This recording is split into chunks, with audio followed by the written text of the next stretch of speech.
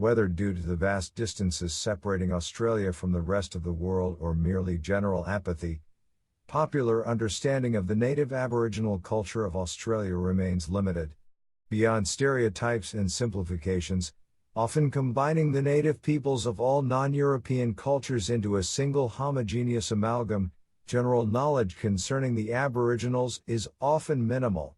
In spite of this lack of attention or wider interest, the Aborigines inhabiting ancient Australia were actually part of a rich ecosystem and even richer culture, producing impressive artwork, complex religious and communal systems governing relations, in addition to technological innovations far beyond those of their prehistoric European and Asian cousins. Here are 16 incredible facts about ancient Australia that you probably did not know. Number 16. Ancient Australia is believed to be the world's oldest civilization outside Africa, dating from as far back as 75,000 years ago and developing in near isolation to the rest of the world. Whilst only speculation, albeit reasoned and supported by the genetic and geological information available to us, it is generally believed that humans have occupied the island of Australia since between 75,000 to 50,000 years ago. Stemming from early African migration, DNA analysis strongly supports the conclusion that Australian Aborigines descended from a single human population which departed Africa sometime between 64,000 and 75,000 years ago. This migration consequently would have occurred approximately 24,000 years before humans from Africa migrated into Europe and Asia.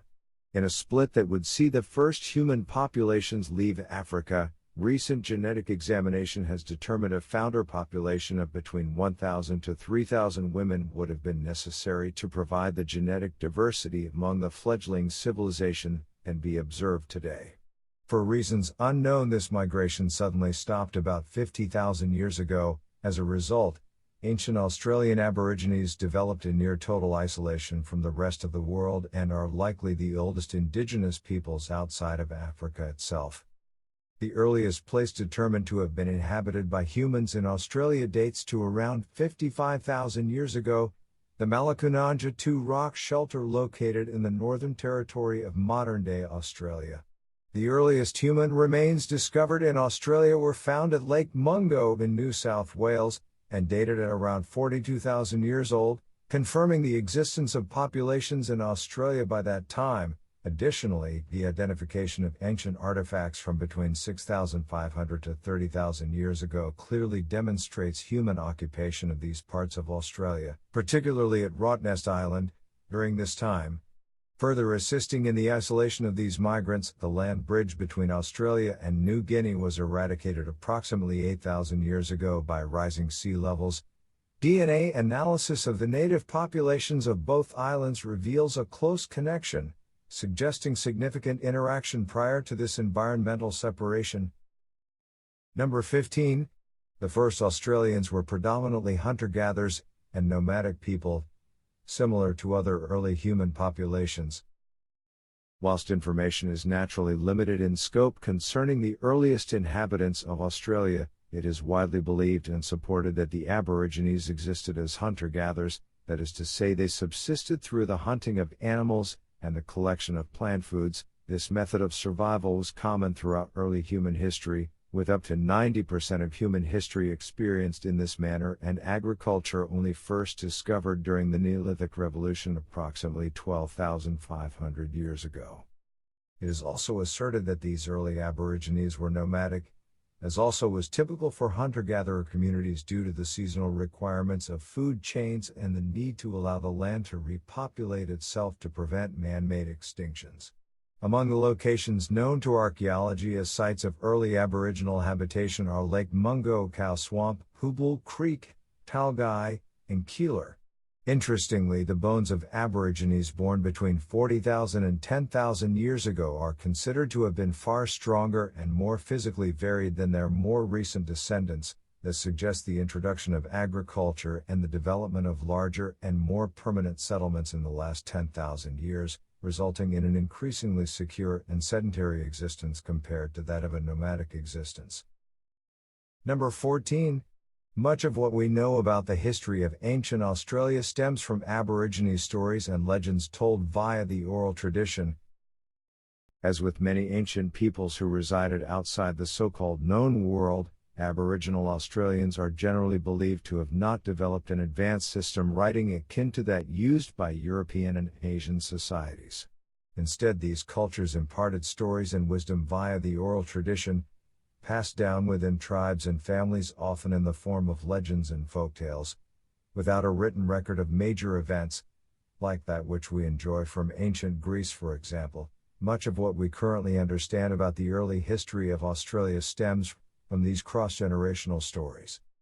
Among these stories, particular attention has been paid in recent years by researchers to Aboriginal disaster legends as indicators of significant geological upheaval or occurrences of note. The first notable success of this approach was the identification and confirmation of the Henbury meteorite field in modern-day Northern Territory, heralding into prominence the inclusion of Aboriginal oral tradition in modern scientific explorations. Found in 1899, it was not recognized as a meteorite impact site until 1931 after a connection was made with a local Aboriginal tale of fire devil who struck the land there over 4,700 years prior. Since the Henbury revelation, the technique has also been applied to confirm a legend of the Gunditjmara people of modern-day Victoria regarding a massive flood. Sediment and soil testing in 2015 strongly indicated an ancient tsunami covering the land several thousand years ago. Number 13.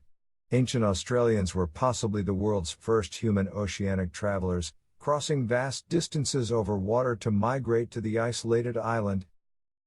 During the Pleistocene period, stretching from roughly 2.6 million years ago to 11,700 years ago, sea levels were far lower than they presently are, making migration from Africa to Australia, via Asia, much simpler than today.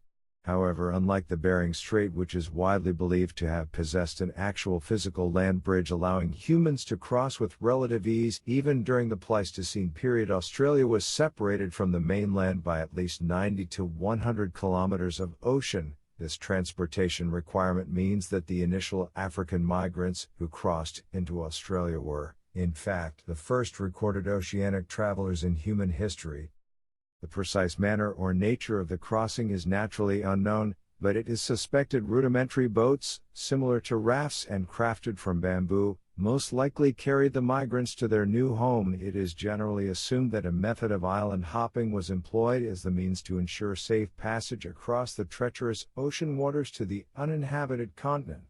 Even more remarkably, due to the general consensus opinion of a single large human migration to Australia, it has been contended that initial colonization of the continent would have required deliberately organized sea travel, involving hundreds of people. Rather than merely accidental discovery, as occurred in the case of Iceland when Nadod lost his way en route to the Faroe Islands, and the gradual cumulative actions of individual families following suit, it would appear that the initial settlement of ancient Australia was a deliberate act in choice. What force might have compelled these individuals to attempt en masse the dangerous ocean crossing into isolation is impossible to guess, but more recent exoduses such as that of the Mormons in the United States or the great migrations of the early medieval period, particularly that of the Turkic peoples, might provide clues as to the undeniably passionate motivations behind Aboriginal relocation to Australia. Number 12. Although predominantly isolated from the wider world, Aboriginal Australians did engage in external trade with Asian countries. Before the discovery of Australia by Europeans during the Age of Exploration, it is often believed that the Aboriginal populations of the island were completely isolated from the outside world. Although predominantly true, limited commerce and external relations did occur between Aborigines and other nations, in particular with the Chinese, Indonesians, and until the collapse of the land bridge the neighboring island of New Guinea. The Torres Strait, a 150-kilometer wide channel dotted with islands settled by humans approximately 2,500 years ago, was easily navigable, and cultural interactions between islanders and Aboriginals were not infrequent. Aboriginal oral history explicitly details legends of differently looking humans, seemingly of Chinese description but unquestionable not Aborigine, visiting coastal tribes ranging from Cape York to the Gulf of Carpentaria. Moreover, definitive proof was established when in 2014 archaeologists unearthed an 18th century Chinese coin from the Qing dynasty at a remote island in the modern-day Northern Territories. The use of Chinese coins as common practice by Aborigines in fishing was originally considered a modern cultural introduction, but this has now been called into question by the discovery.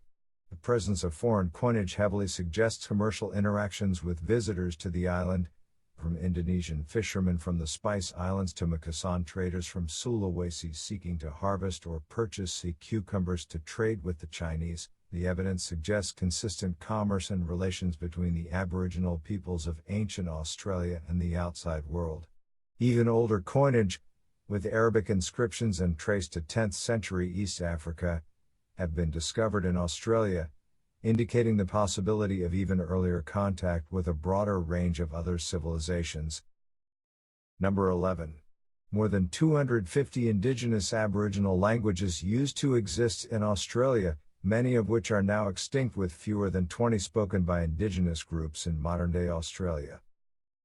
Despite the absence of a formal writing system, the Aborigines were by no means unsocial, developing in excess of 250 separate and distinct Aboriginal languages prior to the colonization of Australia. In 1788, coincidentally the year of the first white birth in Australia, it was estimated more than 500 separate Aboriginal nations spoke in excess of 100 separate languages using more than 600 dialects of said languages. Sadly, after a slow period of decline, less than 20 such languages are spoken collectively by all the indigenous peoples of Australia today. Although some have been successfully preserved by linguists, others have been forever lost as they became extinct, with dozens more highly endangered. More happily, however, many Aboriginal words have been transplanted into modern English, with more than 400 words adopted, most notably kangaroo, which was picked up during Captain Cook's visit to modern-day Cooktown for ship repairs. Other borrowed words include koala, wombat, kookaburra, and boomerang. But several non-nouns have also been adopted, including bung, an adjective for bad. Number 10. The world's oldest axe was discovered in Australia, dating from almost 50,000 years ago, at a time when nowhere else in the world do you get axes. Originally excavated in the 1990s from a remote rock shelter known as Carpenter's Gap, believed to be one of the earliest sites of human occupation in Australia and located in the Kimberley region of modern-day Western Australia, a small rock fragment roughly the size of a thumbnail was discarded by archaeologists at the time and dismissed as unimportant. In 2014, further analysis using modern methods identified the tiny fragment as part of the world's oldest known axe, believed to have been made between 45,000 and 49,000 years ago and dating back to close to the arrival of early humans to the Australian continent. Constructed from carefully shaped basalt and polished by grinding the axe upon another rock until smooth, the axe was even resharpened at a later date, at which point the fragment most likely separated from the weapon. Not merely an ancient artifact of curiosity, the discovery indicates that stone axes were actually created by humans at least 10,000 years earlier than previously thought by archaeologists. In fact, the find indicates that the early inhabitants of ancient Australia might have even been far more technologically advanced than the rest of humanity at this time, with Japan, the earliest known civilization to also use axes, only developing them from around 35,000 years ago. In the rest of the world, such technology typically appeared after the introduction of agriculture approximately 10,000 years ago. With no known axes in Southeast Asia during the Ice Age, the new arrivals to Australia were clearly immensely innovative and experimented with new means to survive in their unfamiliar environment, adapting to the new continent. The Aboriginal people invented tools that would not be used for thousands of years by other humans. Interestingly, it appears such axes were only developed in the tropical north of Australia, indicating either an abandonment of the revolutionary technology by humans as they expanded south into desert and woodlands, or a multi-wave migratory settlement of Australia. Number 9. Aboriginal families took their relations incredibly seriously, with a complex system of family roles at the heart of their ancient culture. As with every human civilization, the manner in which we treat and interact with our family is both unique and immensely important at revealing cultural values. Aboriginal families are no exception, and are telling about the significance placed on the family unit by these ancient residents of Australia. Defining the place of an individual within a wider community, these systems and conventions of action determine the roles, obligations, and responsibilities of each generation within said community.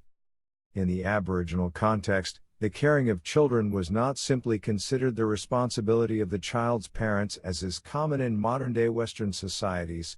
Instead, family members were expected to support each other completely in such aspects of life, with elders supporting their tribe's young and so on within a system of broad kinship among broad tribal communities. In this way, the old teach the young so the young can pass on said knowledge to the even younger and maintain tribal progress in history.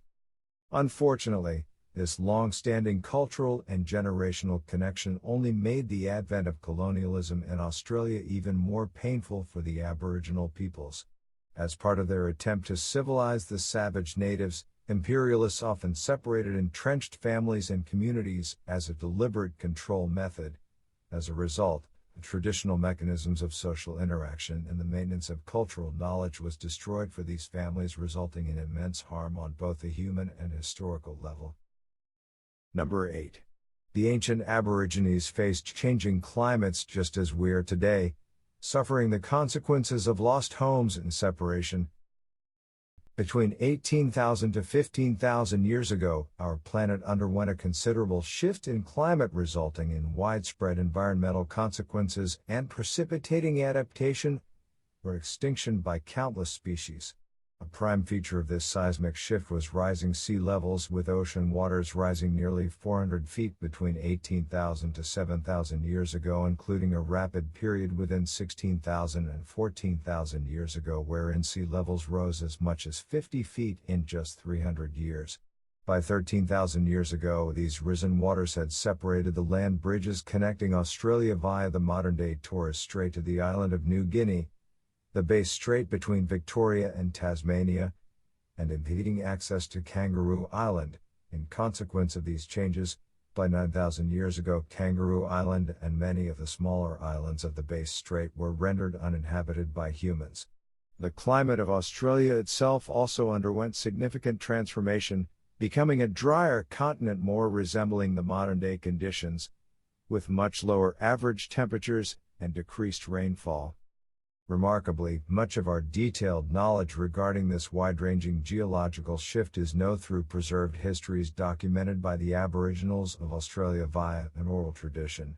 The only culture to record this dramatic climate change, accomplishing such without written histories, the Aboriginals employed a cross-generational method of storytelling spanning over 300 generations, detailing gradual tribal migrations due to the loss of hunting grounds and rising water levels. Number 7. A rich and complex spiritual religion governed the beliefs of ancient Australian Aborigines, demanding life and nature be treated as sacred.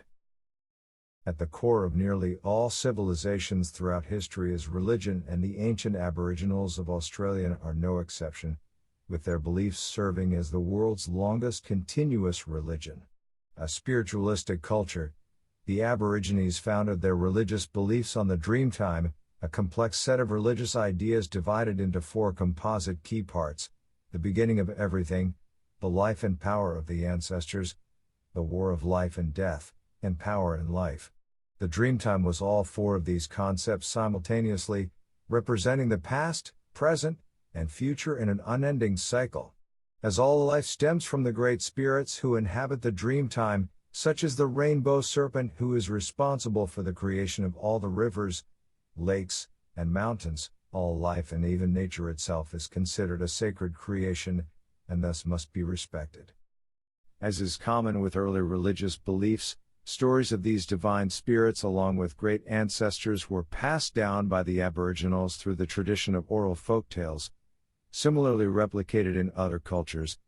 Communication with these spiritual entities is possible via ritualistic dancing and singing, known as iwara or songlines by the Aborigines and performed at corroborees or ceremonies.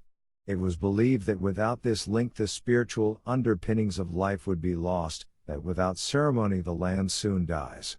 It should be noted that there was not a singular conception of the dream time, rather countless variants on the same general theme.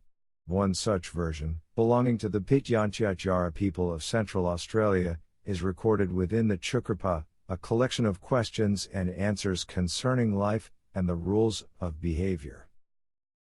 Number 6. Australia is home to some of the world's oldest surviving paintings, with some suspected as being over 40,000 years in age. Although not developing a known system of writing, the Aboriginal people of ancient Australia nonetheless produced extensive artwork across the continent, using rocks and bark to construct intricate designs. In addition to scratching and carving into rocks, the Aborigines also used crushed and diluted rocks to produce paints, employing a range of colors, spanning browns and reds to oranges and yellows. These paints were used to illustrate the world as seen by the ancient inhabitants of the continent. Among the most notable discovered Aboriginal artwork is the depiction of now extinct megafauna animals, providing an otherwise impossible glimpse into the ancient world. One such picture, located in the Arnhem Land region of modern-day Northern Territory, shows an extinct emu-like creature called Genyornis, and known to have died out approximately 40,000 years ago. Unfortunately, as the paints used were made from crushed rock and clay, not organic materials, they cannot be carbon dated. However, as asserted by archaeologist Ben Gunn, the details on this painting indicate that it was done by someone who knew that animal very well, with a level of detail unable to be replicated by mere storytelling, and consequently either the painting is 40,000 years old, which is when science thinks Genyornis disappeared, or alternatively the Genyornis lived a lot longer than science has been able to establish. The oldest dated drawings, made from charcoal, have been verified at 28,000 years old, making these comparatively young pictures still among the oldest ever discovered. Number 5. One of the most iconic modern symbols of Australia, the boomerang, was, in fact, a dangerous weapon used for both hunting and fighting. Although seemingly an innocuous, even toy-like object, the boomerang was created as a dangerous tool for the purpose of inflicting deadly injury.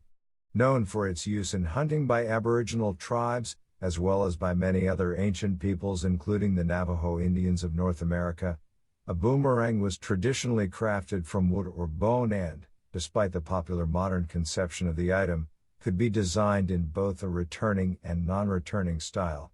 Perhaps unique to the Aboriginal people of Australia, the boomerang was also used as a hand-to-hand weapon in addition to serving as an implement for ranged combat or hunting. Not traditionally considered a weapon by the Aborigines, in 2014 a skeleton later named Ka'akutja was discovered in Australia's Taral National Park, dated from roughly 1305 CE, between 20 and 30 at the time of death, and with a gash across the forehead measuring roughly 15 centimeters determined as the cause of death for Ka'akutja. The body has served as vital evidence of the use of boomerangs for combat. After ruling out the possibility of a metal weapon inflicting the injury, researchers identified in Aboriginal ethnohistory the existence of wana, a fighting boomerang. Extrapolating from this new information, it was calculated that Ka'akutja suffered an initial blow to the head from a fighting boomerang, likely destroying his right eye, before a second broke several ribs and a third hacked off part of his collarbone. Although of little solace to the deceased, this makes Ka'akutja the oldest known victim of the boomerang. Number 4. Australia possesses a man-made stone circle formation predating that of Stonehenge but has kept the location secret to prevent vandalism.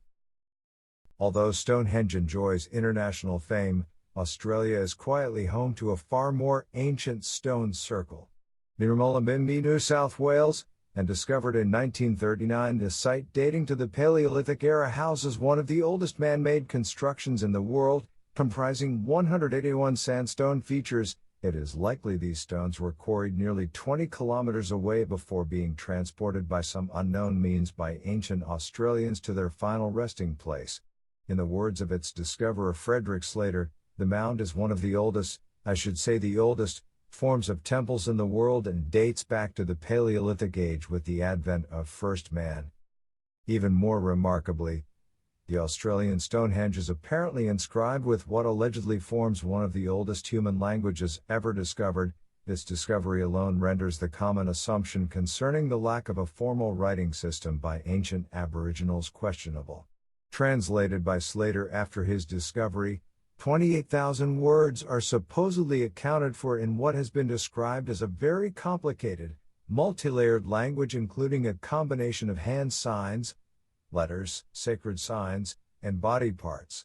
Unfortunately, due to considerable damage inflicted on the site during the 1940s, the site has been kept permanently secret and its location undisclosed to protect it from any further harm from tourists or vandalism. Number 3. In a telling lesson for modern humans regarding ongoing dramatic shifts in climate, ancient Australia was utterly transformed by a megadrought lasting more than 1,000 years which caused the extinction of entire Aboriginal civilizations. The Kimberley region of northwest Australia is home to one of the largest collections of early human rock art in the world, having been inhabited by humans for approximately the last 45,000 years. Curiously, two highly distinct styles of painting are discernible: Guiyan, dating from 17,000 to 5,000 years ago, and Wandjina, dating from 4,000 years ago to the present day. The reasoning behind the sudden disappearance of the Guiyan people in Kimberley, and the subsequent emergence of the Wandjina, can be explained as a consequence of dramatic natural shifts in Australia's climate. Around 5,500 years ago, the region's annual wet season is believed to have unexpectedly ceased, resulting in an arid period lasting approximately 1,500 years before conditions stabilized at levels comparable to that of the 20th century.